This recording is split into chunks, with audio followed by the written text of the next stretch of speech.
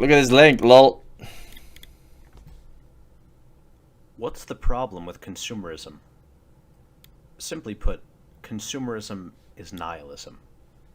In my previous video, I described how popular entertainment like fantasy films, comic books, and video games function as proxies for legitimate archetypal experiences. They dull man. Consuming entertainment has a sedative effect. It has put mankind into a sleep of meaninglessness. The image of the consumer can be found in Nietzsche's Thus Spoke Zarathustra. Alas, there cometh the time when man will no longer launch the arrow of his longing beyond man, and the string of his bow will have unlearned to whiz. I tell you, one must still have chaos in one to give birth to a dancing star. I tell you, ye have still chaos in you. Alas, there cometh the time when man will no longer give birth to any star. Alas. I already hate this guy. Alas. Hello, Don, it says look at this link. Oh, What's shit. Same guy. Reacts, now that you finished Cyberpunk, you can watch this without spoilers. The year is 150 million BC. Dinosaurs roam the Earth, and Cyberpunk is first announced as a launch title for the Atari 2600. Millions of years elapse as the game is delayed time and time again, until finally, December 10th, 2020, Cyberpunk is released. And the game still isn't finished. Playing Cyberpunk right now is like playing an early alpha version of a game that is years from completion. This is like pre-early access. Sony is actually issuing refunds for this game and has taken it down from the PlayStation Store. That is insane.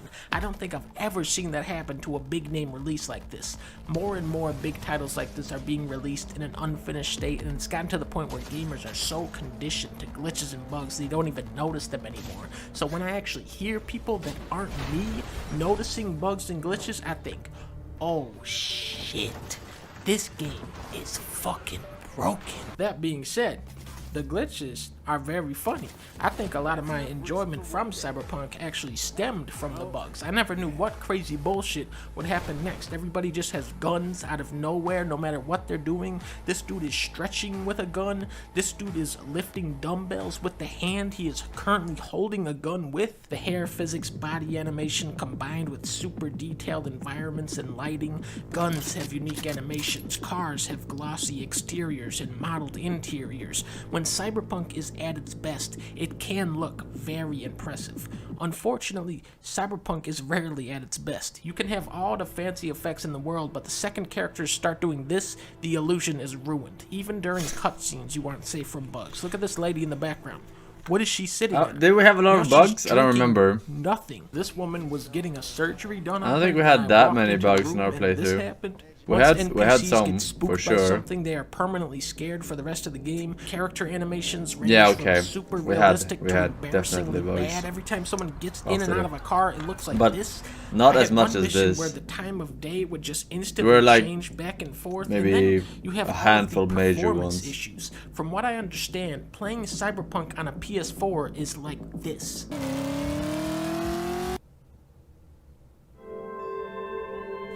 Most people Was that getting fucking... this game is like Foreman. Was that Taxi?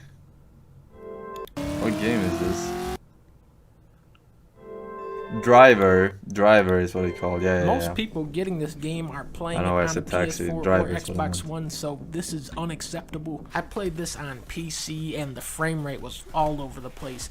I don't have the latest graphics card or processor, but my computer can usually run just about anything I throw at it at 60 FPS. Cyberpunk would usually sit around 30 to 40 FPS, but when it dipped, those numbers went down. big time. Yeah, I If had you some can get freeze Mario lag Odyssey where I running got at like 60 2 FPS. on a Nintendo Switch, and God of War No, Red wait, Dead that was 2 Resident Last of Evil, Us 2 actually. running at a stable frame rate on a base PS4, then there really is no excuse. These are state-of-the-art games, but according to video game marketing, every hyped-up game is state-of-the-art, right? Cyberpunk is just straight up a very poorly optimized game right now. Let's talk about driving. The driving is like, it's about that good. I've seen some truly psychotic claims that the driving in this is on par with Grand Theft Auto 5. Yeah. The people saying this should seek medical There's no attention speed. because something has There's no happened to speed their in this brains. game Their car when will it comes come to a driving. complete stop from hitting a tiny curve It's and then fucking also limited. ram through a boulder in a car like nothing. But I mean, still better than Death Stranding driving.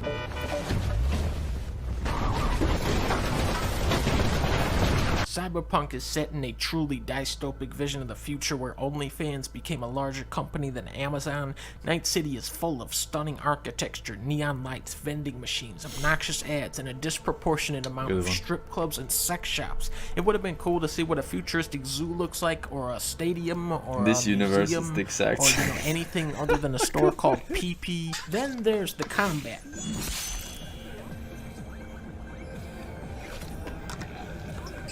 The wonky gameplay nearly collapses under the frame rate drops and bugs. Mostly my dude would just walk around one-shotting everyone with a shotgun while sucking down inhaler juice. Enemies don't understand how to respond to you going past their cover spot. The hand-to-hand combat is possibly the worst ever in a video game. Every time you die, it's to a landmine that one-shots you. The combat music never stops blaring over everything, even after everyone has been dead for 2 hours. One time it even started playing the same song twice, overlapping itself. You'll shoot an enemy and they'll just get stuck on the terrain. This happened to me like 20 times. I'm right here. Come on! This dude tried to spawn in an elevator but failed miserably. Some enemies can do this, and I think that's the game functioning as intended. There are stealth options and watchdogs hacking to keep things fresh, but sometimes enemies will spot you through a wall or object because they feel like it. It's all so blatantly broken, but I mean, you know, still better than Death Stranding. I like driving through here. It's nice. You know what? You're right. It is nice out here. Never been out this way? No, I have. Just never noticed. Never had time to just sit down and watch. City slipped through my... Then we got the story, which is the strongest element of the game, but also the part of the game that can't be patched or fixed. Even though you have a strong premise here, the story itself is very plot-driven. A lot of the dialogue is, we're gonna go here, we're gonna hack this computer, we're gonna talk to this guy, and this is how the microchip works, and this is how brain dances work, and this is how you write a program. CD Projekt Red, and I want this guy to hear this too.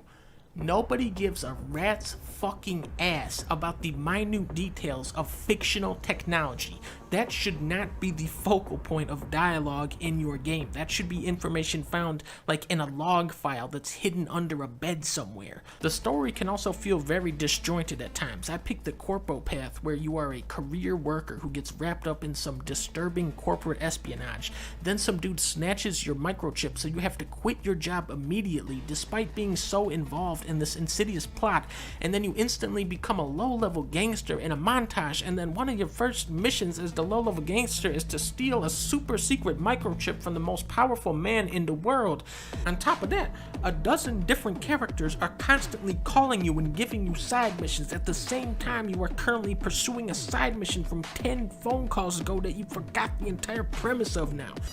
Hey, That's true. it's Rachel. Attention all NCPD subcars. Suspected organized crime activity reported about some construction. All of the most powerful moments of Cyberpunk happen when you can finally shut out the white noise and the barrage of bullshit information and actually focus on what's happening in front of you. But Another thing that worries me about this game is how many of these great moments will players miss, and how many did I miss? The minimap makes almost no distinction between the higher quality narrative driven side quest and the Ubisoft tier copy and paste filler. I wouldn't be surprised if most people ended up completely missing out on my favorite questline in the game about the sentient soda machine because he's tucked away in a little corner. Likewise, the ending that I got, which was in my opinion the most satisfying one in the game, Steam says only 1% of people actually got that ending. I realize this is a very negative and critical video, but I actually did enjoy this game.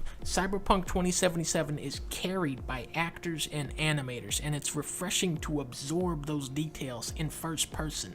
I went into this thinking Keanu Reeves would be in here for like an hour, but no, he is one of the main characters, and it makes the game that much better. Jackie, Skippy, Evelyn, Flaming Crotchman, Victor, Brendan, Judy, Pan Am, Rick Ross, Delamain, Goro, Hideo Kojima, and of course, Johnny Silverhand. These characters have more personality and soul than anyone from these games, and for that reason, I'd say this is one of the better open world games I've played. I would put it right about here. So yeah, that's what I think about Cyberpunk. Oh shit, I forgot about Minecraft. I like that game.